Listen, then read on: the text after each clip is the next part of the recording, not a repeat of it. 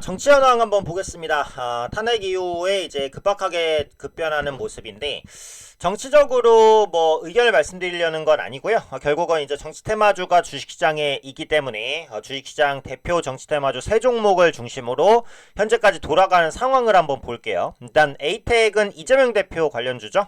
대상홀딩스는 한동훈 대표 관련주고, 안랩은 안철수 의원 관련주입니다. 관련주는 이거 말고도 훨씬 더 많아요. 근데 사실상 이제 대장격으로 움직이는 종목이라고 보시면 되고, 현재 탄핵 국면에서 이 세 종목이 가장 이제 활발하게 좀 움직이는 모습들도 나타나고 있기 때문에 대장격으로 일단은 한번 판단을 하고 보겠습니다. 물론 이제 급등 급락을 더 심하게 하는 종목도 있지만 대표 종목만 보면은 관련된 파생 종목들의 흐름들은 어느 정도 같이 한번 예측해 볼 수가 있기 때문에 이 대표주 세 종목을 중심으로 흐름을 한번 볼게요.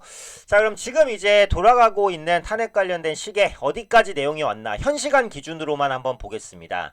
일단 1차 탄핵 투표는 이제 진행이 되지 않았죠. 네, 결국은 표결이 성립되지 않았습니다.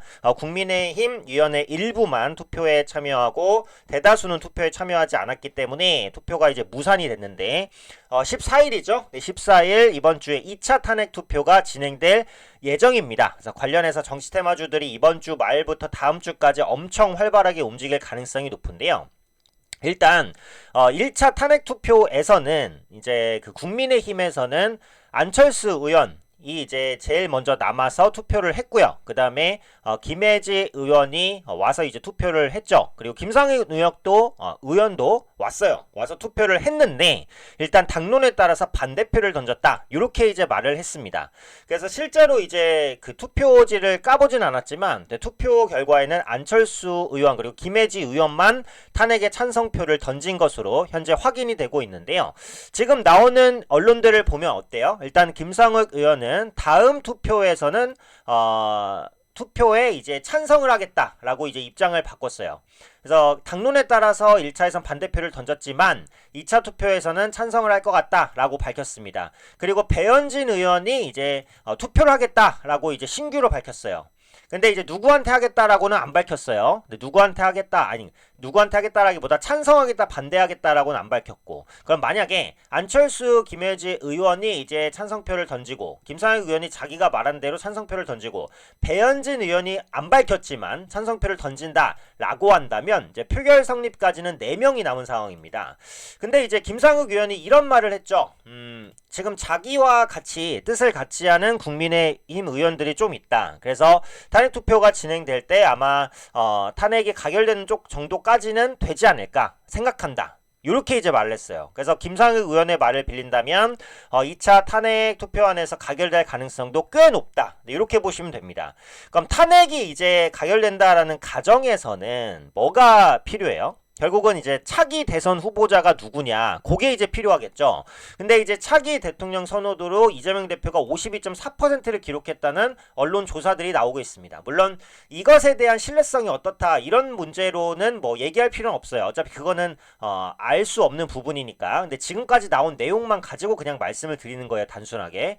자, 차기 대통령 선호도 이재명 52.4%, 한동훈 9.8%니까 차이가 현격합니다. 5배죠. 이거는 어쩔 수 없어요. 어차피 윤석열 대통령이 여당의 대통령이었고, 그렇다면 윤석열 대통령의 문제는 여당 문제로 치부가 되고 그 뒷수습도 한동훈 대표가 제대로 하지 못했다라는 평이 많았기 때문에 밀릴 수밖에 없었던 부분입니다. 압도적인 1위가 되고 있고요. 그 다음에 이제 한동훈 대표 9.8, 오세훈 서울시장 6.7, 조국 대표 뭐 5.5 등등등입니다. 근데 이제 이 뒤에는 거의 의미가 없을 정도로 압도적인 지지율을 보여주고 있기 때문에 기본적으로 만약에 탄핵 후에 투표가 진행된다면 현재 여론 기준에서는 이재명 대표가 대통령이 될 가능성이 높은 것이 사실이긴 하고요. 탄핵이 되면 이제 180일 안에 헌재에서 결정이 되는데 6인 이상의 찬성이 필요합니다.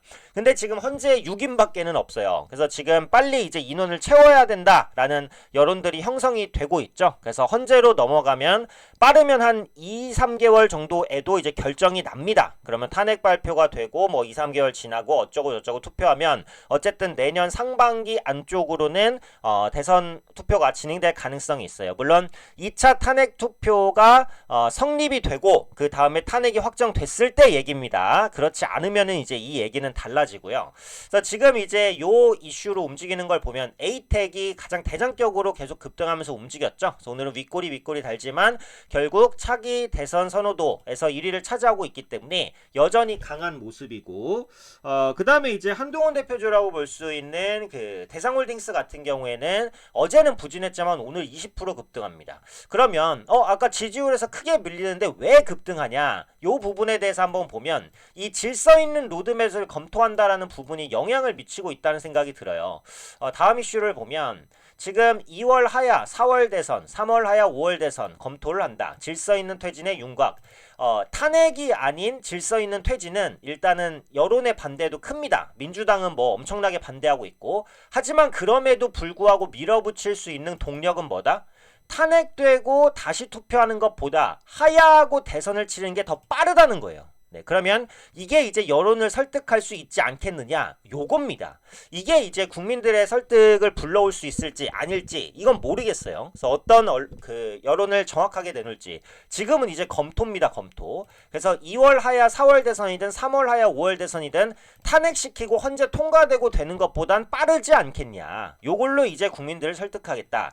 요 논리입니다. 그래서 요 논리가 혹시 먹힐 수도 있지 않을까라는 기대감이 대상홀딩스 한동훈 대표 관련주에 어느 정도 좀 반영이 되고 있는 게 아닌가 싶어요. 만약에 이렇게 되면 한동훈 쪽으로 힘이 쏠리냐 이재명 쪽으로 힘이 쏠리냐 요 부분인데, 안철수 후보 같은 경우는 소신은 밝혔지만 요 어떻게 보면 이제 큰 싸움에서는 약간 밀려있는 상황이긴 합니다. 그러다 보니까 오늘 급등했다가 주가가 좀 밀리는데 또 2차 투표 때 안철수 의원이 다시 부각될 수도 있어요. 그래서 이 안랩이 또 완전히 끝났다 이렇게 보기는 조금 어려울 것 같아요. 그게 지금까지의 상황입니다.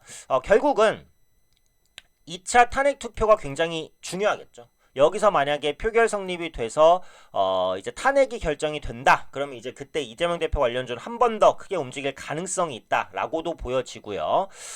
만약에 이 질서 있는 로드맵이 어찌어찌 해서 이거 탄핵되는 것보다는 더 빨리 대통령 뽑을 수 있지 않으니까 맞으니까 지지해주세요. 이런 부분들이 힘을 얻는다. 그래서 탄핵이 이제 되지 않고 결국은 질서 있는 로드맵 쪽으로 기운다라고 한다면 한동훈 대표 관련된 쪽으로 힘이 조금 더 붙을 수도 있겠죠. 그렇게 되면은 이제 에이텍이라든지 안랩은 힘이 좀 빠질 수도 있습니다. 결국은 이 세 가지 정치 테마주는 같이 가기보다는 조금 따로따로 움직일 수밖에 없는 그런 모습이다.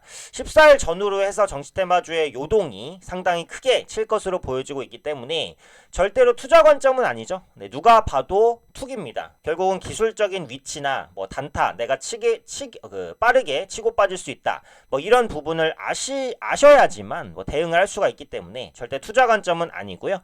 지금 움직이고 있는 정치 테마주의 흐름만 간단히 한번 봤어요. 그래서 결국은 국민의힘의 질서 있는 로드맵이냐, 민주당의 2차 탄핵 통과냐, 이 두 가지의 각기 다른 셈법이 있는 정치 테마주들의 움직임이 나타날 것이다. 네, 이렇게 보시면 될 것 같습니다.